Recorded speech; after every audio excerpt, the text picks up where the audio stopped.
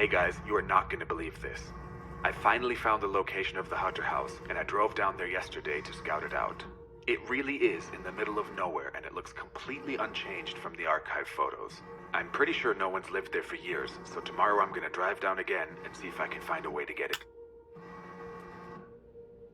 it. I can't get my head around how insane this is. It's like an undisturbed crime scene. I have absolutely no idea what I'm gonna find inside. Make sure to subscribe to my channel, and I'll keep you posted.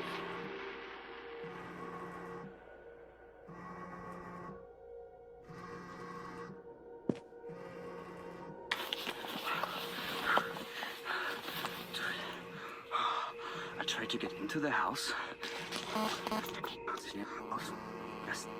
I just made it to the second floor because there was a crazy man showed up. He's carrying an axe and talking to himself. I don't know if this guy was on drugs or something or just crazy, but he drew stuff on the walls and yeah. So I heard noises from up the attic. I tried to get in there, but it was locked. So I heard noises from up there. I don't know if people living there or something like that, but dude, if you try to get into this house, don't say I didn't warn you. Let me know if you received the message, and take care. Bye.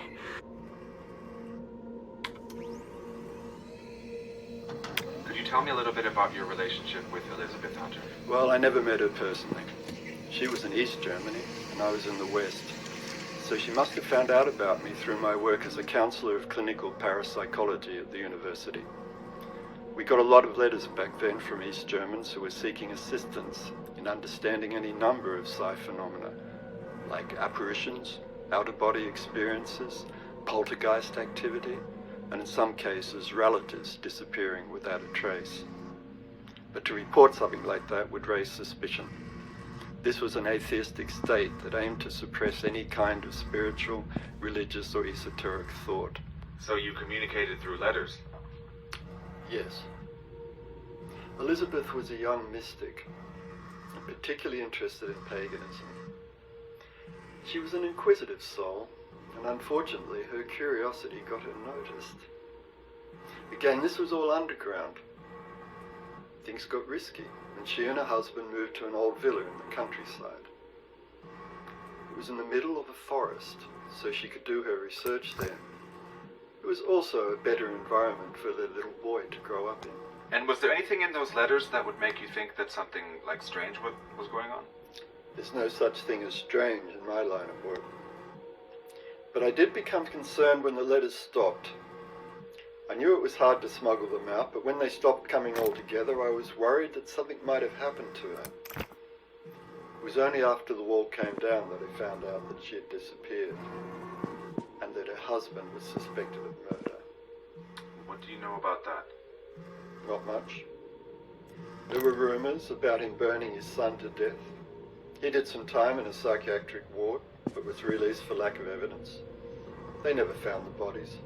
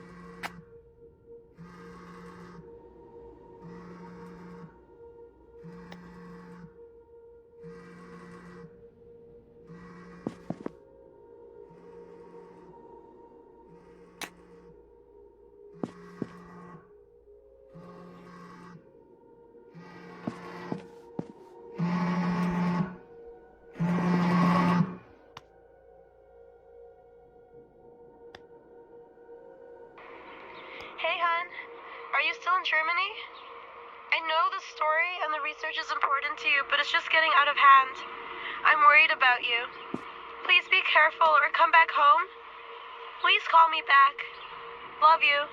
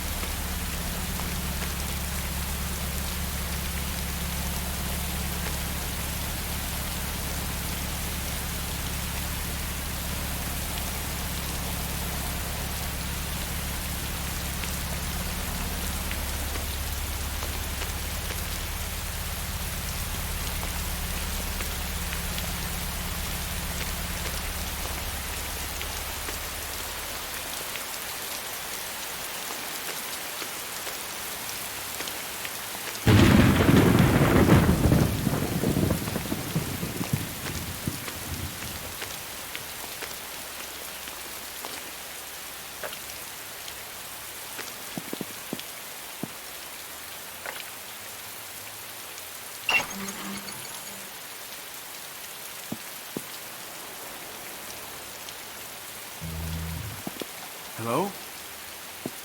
Hello?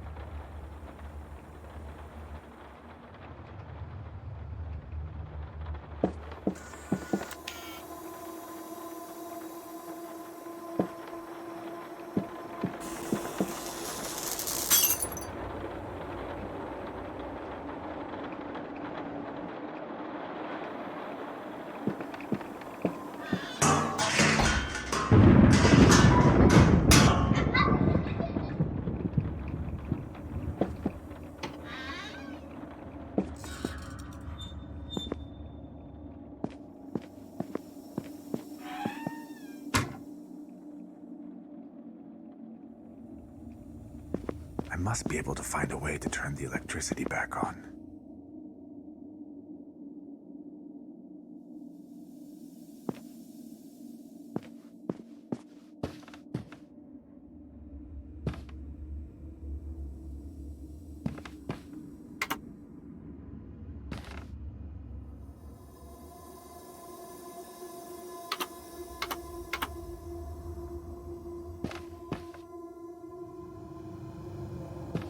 I haven't seen a VHS tape in years.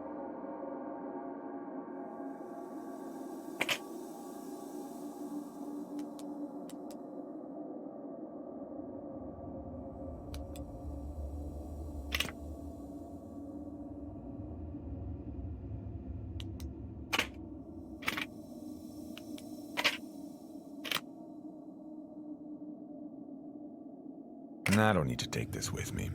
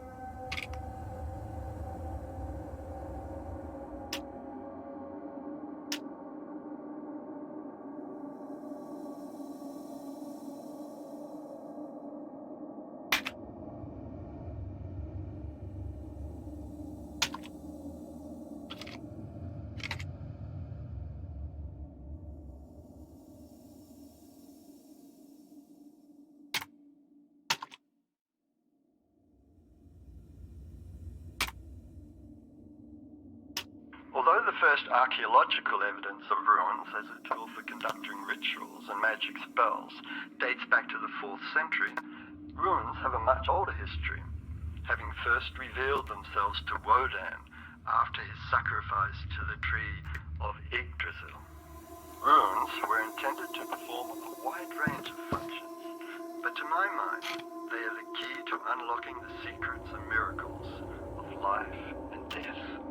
While they were traditionally carved into wood or stone by means of a chisel, you can also use black or white chalk. This chalk is an earth element with magical properties.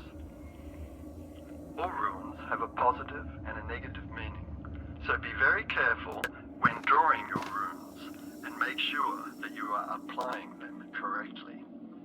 Making a mistake can have grave consequences. However, it is the intention behind casting the rune that gives them their magical power. From protection to healing the sick or opening a gateway into another world. They will be nothing more than a simple drawing unless you have consecrated and charged the rune with your intention.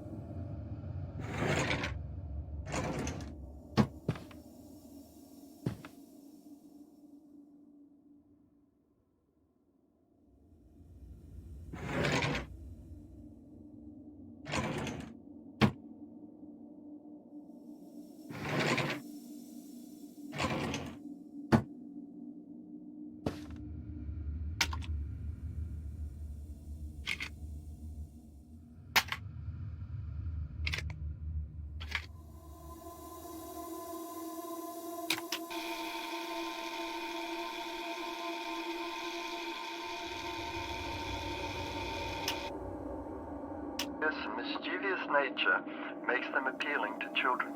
A kobold will make its presence.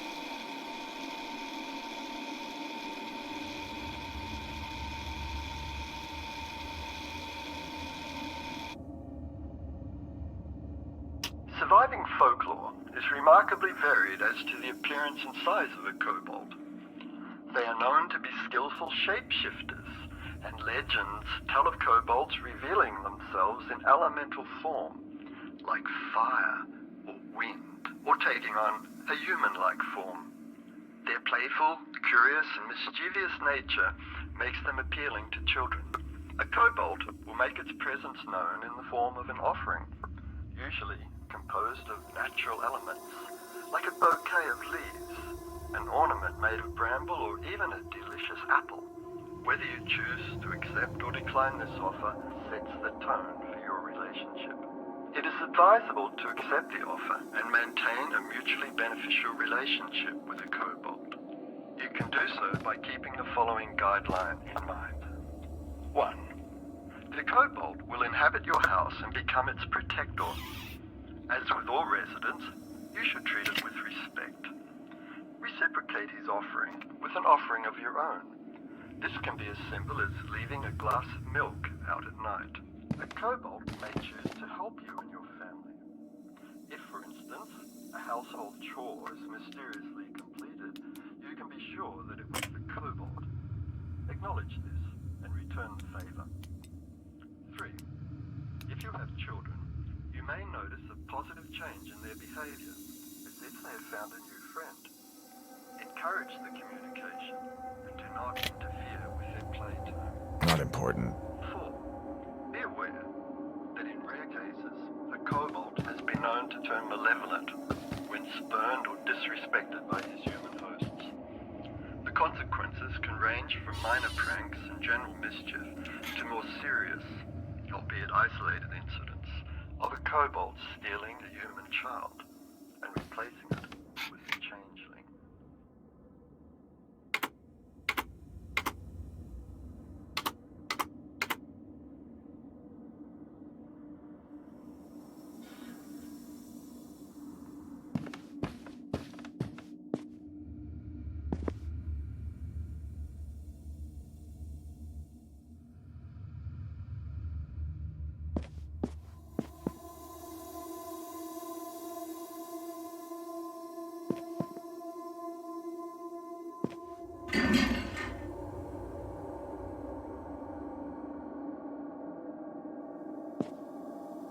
Perfect. One of these will do the trick.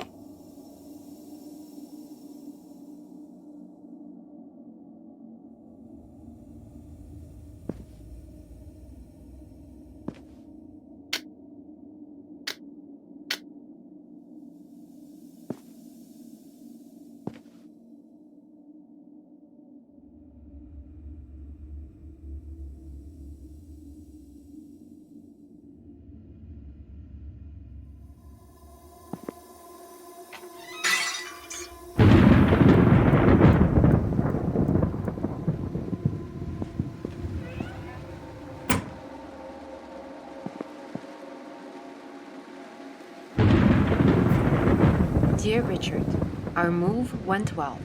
The house is beautiful and right in the middle of a forest, so Casper can play and explore nature every day. The neighbors are very welcoming. Unfortunately, we are the only family with a small child in the house, so I fear that Casper might miss out on contact with other children. How are you, my dear friend? How are your studies going? P.S. The plan stays the same. It's becoming more difficult to smuggle letters over the border, so I will collect them and send them as a package once every few months. Yours, Elizabeth.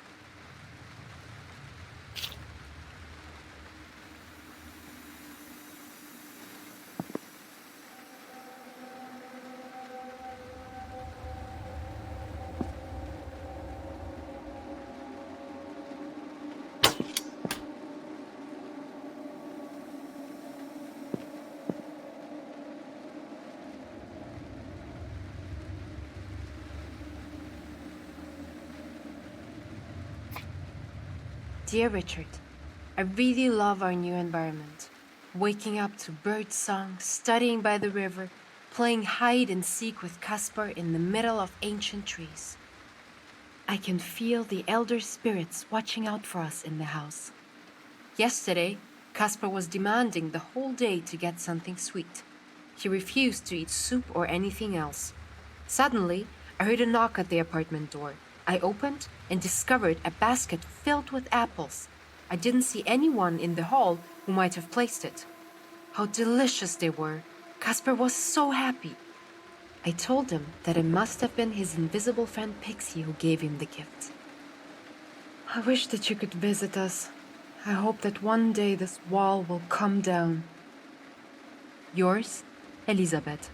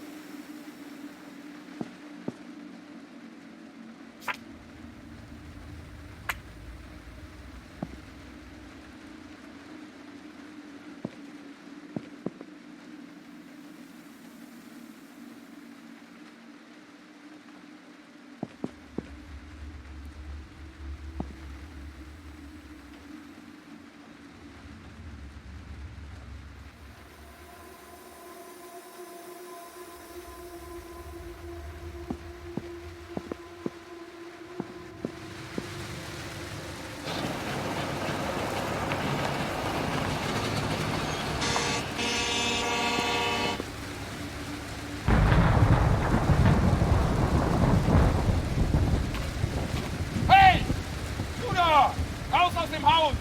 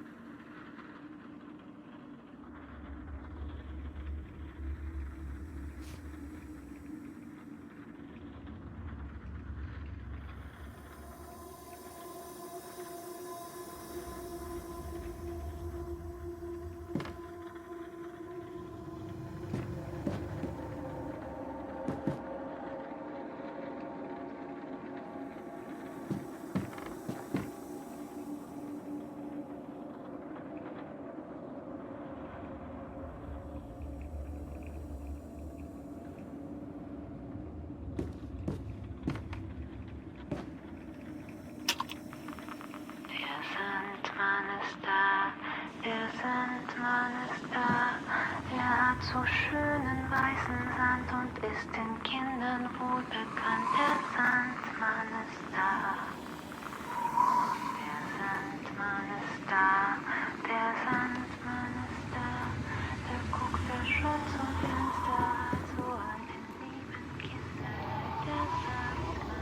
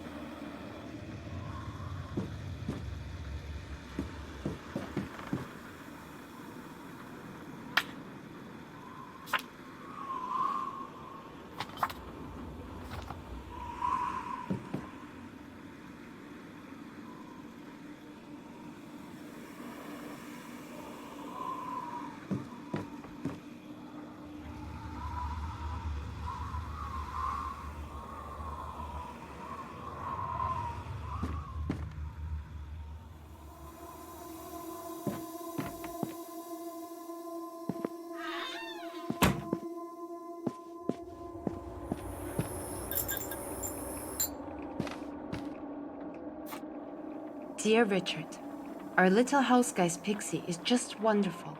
Caspar is having so much fun. They're really becoming friends. Caspar has even learned to share and is leaving little offerings of milk for Pixie by the cellar door. I hope that one day Pixie trusts us enough and will reveal himself to us. I have my own study in the attic now. It's very quiet up there, so I can focus on the literature you sent me and experiment a bit. While reorganizing and moving the furniture around, I found a little white door which seems to lead nowhere. I tried to open it, but it's locked.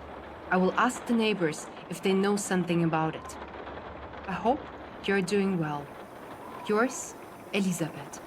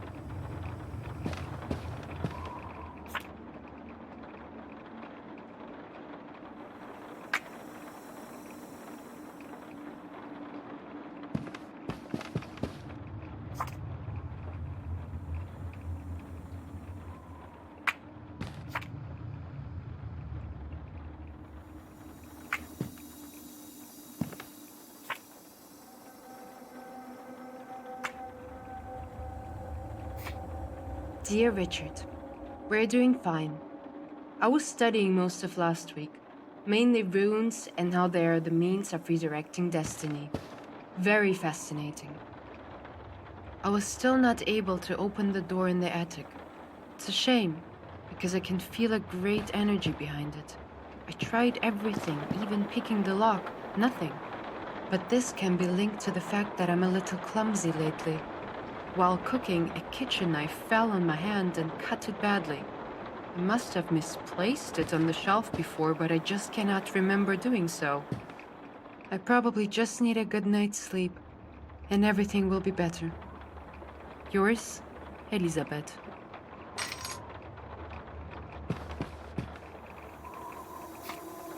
Dear Richard, our little house guy's Pixie is just wonderful.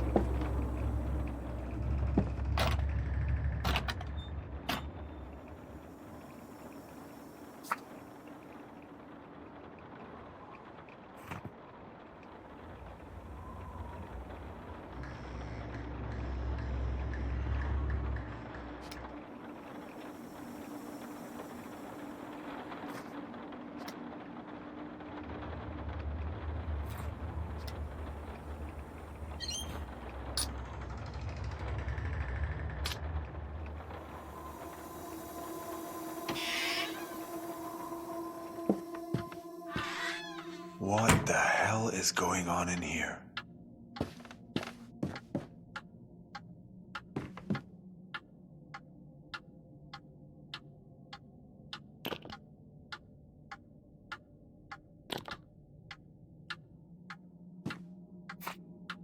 Dear Richard, I finally managed to open the door.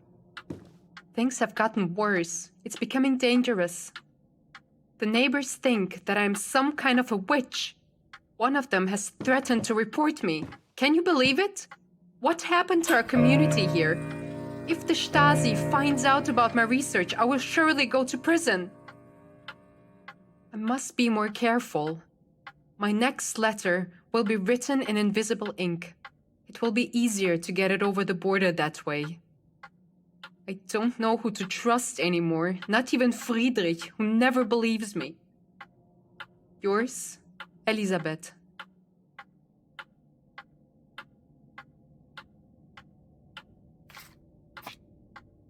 Dear Richard, this will be my last letter. Pixie is not what I thought. Whatever he is, it is evil. I don't know how to stop him, and Casper is in danger. I'm using the portal spell to cross over to the other side. If my research is true, and Pixie is what I think he is, I will be able to contain him there. At least this way, Casper will be safe. Elisabeth.